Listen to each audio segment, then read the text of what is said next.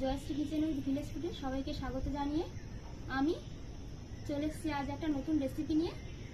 আজ বানাবো আমি চিড়ের পোলাও, যেটা খুব অল্প সময়ে আমার রেসিপিটা হয়ে যাবে এবং খুব কম উপকরণে এবং ঘরোয়া সমস্ত উপকরণ নিয়ে আজ রেসিপিটা বানাবো। এটা খুব হেলদিকর খাবার এবং বাচ্চারা খেতে খুবই ভালোবাসবে।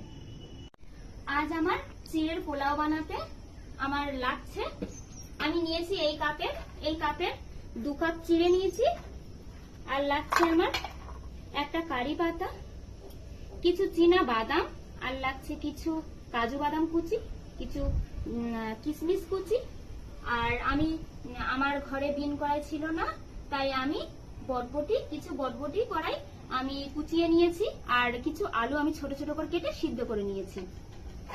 আর এর সঙ্গে লাগছে আমার একটু সর্ষে, ফোড়নে দেওয়ার জন্য সর্ষে আর জিরে, আর লবণ লাগছে, হলুদ লাগছে, আর চিনি লাগছে, আর আমার তেল লাগছে, সাদা তেল। আমি সাদা তেল দিয়ে আজ এই রেসিপিটা বানাবো।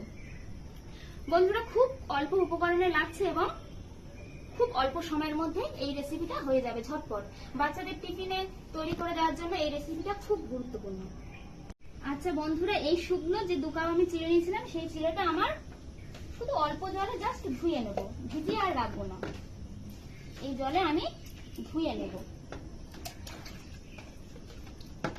চিড়েতে তো অনেক পরিমাণে নোংরা থাকে, যাতে ধুলে নোংরাটা আমার বেরিয়ে যাবে।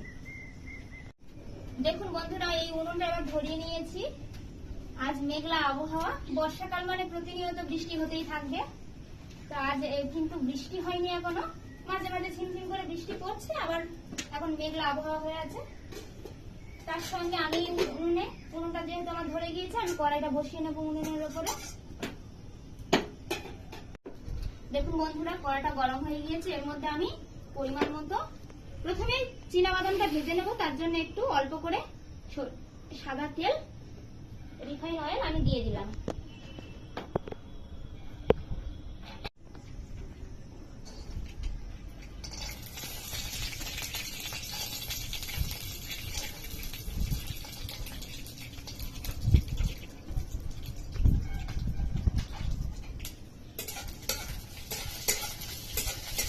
সুন্দর করে ব্রাউন, বেশ একটু ডিপ ব্রাউন কালার হবে সেরকম ভাবে ভেজে নেব।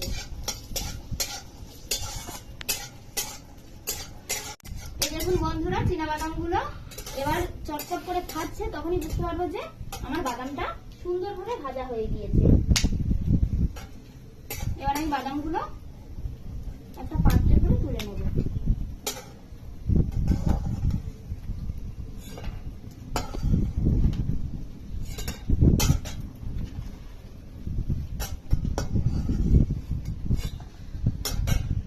এবার আমি এই একই বাদাম ভাজার তেলে আমি এই কারি পাতাটা ভেজে নেব। কারি পাতাতে অল্প একটু জল ছিল মনে হচ্ছে, ওই জন্য চটপট করে ফাটছে। আমি চেষ্টা করি বন্ধুরা খুব অল্প তেলে রেসিপিটা তৈরি করার জন্য, কারণ এখন তেল খাওয়া তো খুব একটা ভালো না। অল্প তেলে রান্না খাওয়া খুব উপকার।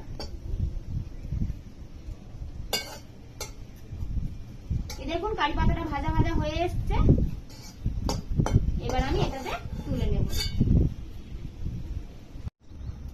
দেখুন বন্ধুরা, এবার আমি কড়াতে আরেকটু অল্প পরিমাণে তেল দিয়ে দিলাম, রিফাইন অয়েল দিয়ে দিলাম। আমি কিন্তু আজ নিরামিষ চিড়ের পোলাও বানাবো, তাই পেঁয়াজ রসুন কিছুই দেব না।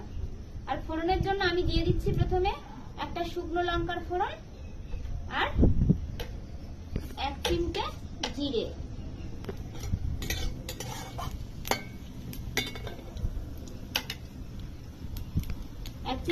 দিচ্ছি, আর সঙ্গে হাফ চামচ সরিষা দিয়ে দিলাম।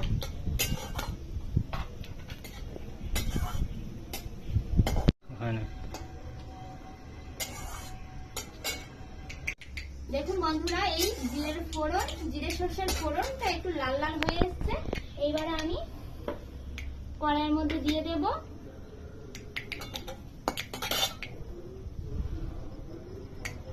কুচিয়ে রাখা বটবটি,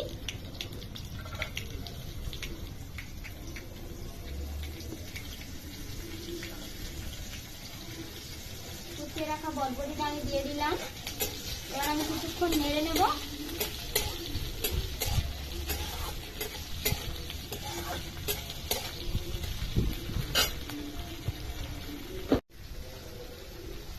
বটবটিটা ভাজার সময় যাতে ঝটপট সিদ্ধ হয়ে যায় তার জন্য আমি একটু অল্প করে লবণ ছড়িয়ে দিলাম।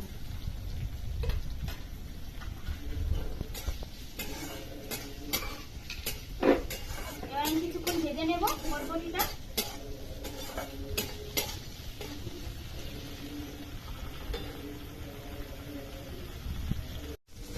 সেটাতে আরেকটু হালকা করে সিদ্ধ হয়ে যাতে যায় তার জন্য আমি একটু ঢাকা দিলাম।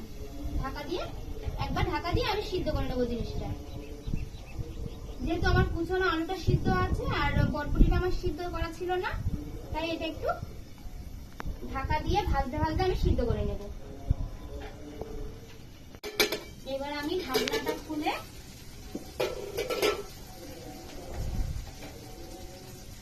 এর মধ্যে ঝালের জন্য একটু একটা লঙ্কা কুচনো আমি দিয়ে দেব।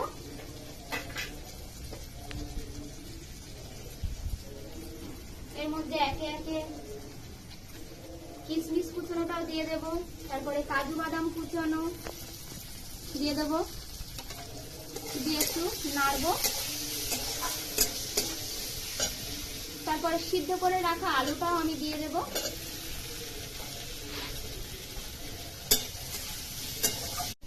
এটা আমি খুব সুন্দর একটা ব্রাউন কালার মতো করে ভেজে নেব। তারপরে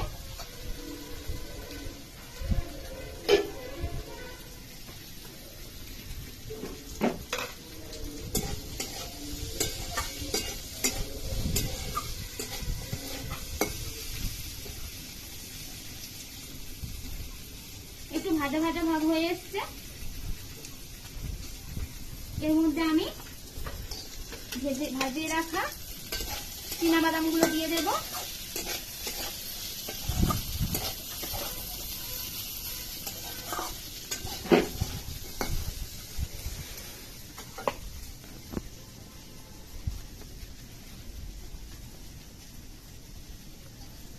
চিড়ের পোলাওটা খুব অল্প সময়ের মধ্যে হয়ে যায়। ধরো সকালে তাড়াতাড়ি বাচ্চাদের একটা টিফিন বানিয়ে দেবে ঝটপট, এই চিড়ের পোলাওটা আমরা বানিয়ে দিতে পারবো। এটা বাচ্চারা যেমন খেতে ভালোবাসে, বড়রাও ঠিক তেমনি খেতে ভালোবাসে।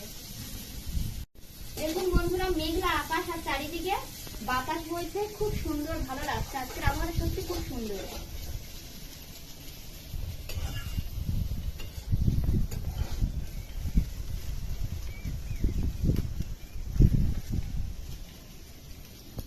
তার সঙ্গে সঙ্গে আমার সবজিগুলো ভাজা প্রায় হয়ে এসছে। এর মধ্যে আমি এইবারে স্বাদ মতো লবণ ছড়িয়ে দেবো। যেহেতু আগে একটু লবণ দিয়েছি, একটু স্বাদ মতো দিয়ে দেবো। তারপরে হলুদ গুঁড়ো দিয়ে দেবো, অল্প করে হলুদ দিয়ে দেবো।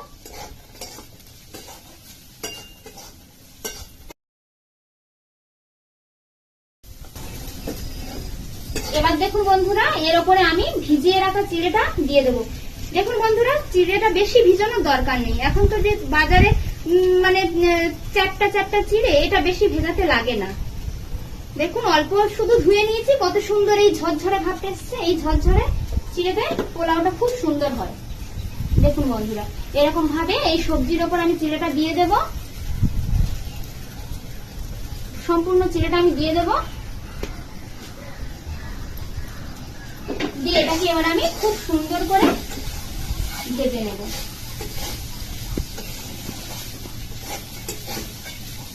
সব সবজিগুলো আমি মিক্স করে নিলাম। আচ্ছা, আমরা জানি যেহেতু পোলাওটা একটু মিষ্টি মিষ্টি খেতে লাগে, তার জন্য মিষ্টিটা আমি একটু বেশি করে দিয়ে দিলাম।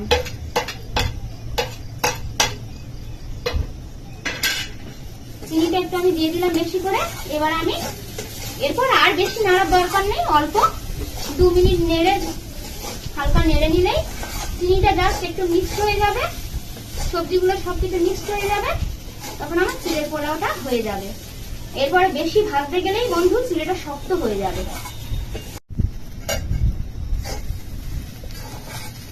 প্রায় হয়ে এসছে। এবার আমি একটা পাত্রে নামিয়ে নেব। দেখুন বন্ধু, এই রান্নাটা খুব সিম্পলের উপর দিয়ে এবং ঝটপট রান্না। ছুটির দিনে টিফিন বানাতে ঝটপট হয়ে যাবে, কোনো সমস্যা নেই।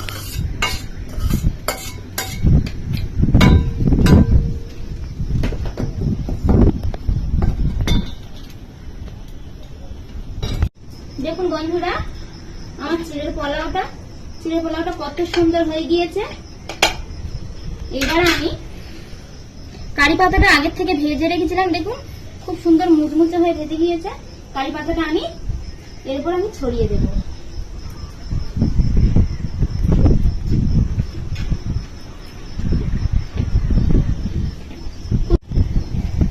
এটা একটা পুষ্টিকর খাবার, সত্যি বলছি বন্ধুরা, টিফিনের সময় বানিয়ে খেলে খুব অল্প সময়ে অল্প উপকরণে খুব সুন্দর একটা রেসিপি। এবার আমি অল্প একটু চিড়ের পোলাও নিয়ে আমি খেয়ে দেখব। সত্যি বন্ধুরা, খুব সুন্দর একটা, দেখুন ঝরঝরে আলুগুলো সিদ্ধ হয়ে গিয়েছে, খুব সুন্দর ঝরঝরে একটা ভাব, একটু কিন্তু টাল হয়নি। দেখুন, এবার আমি এটা একটু খেয়ে দেখবো।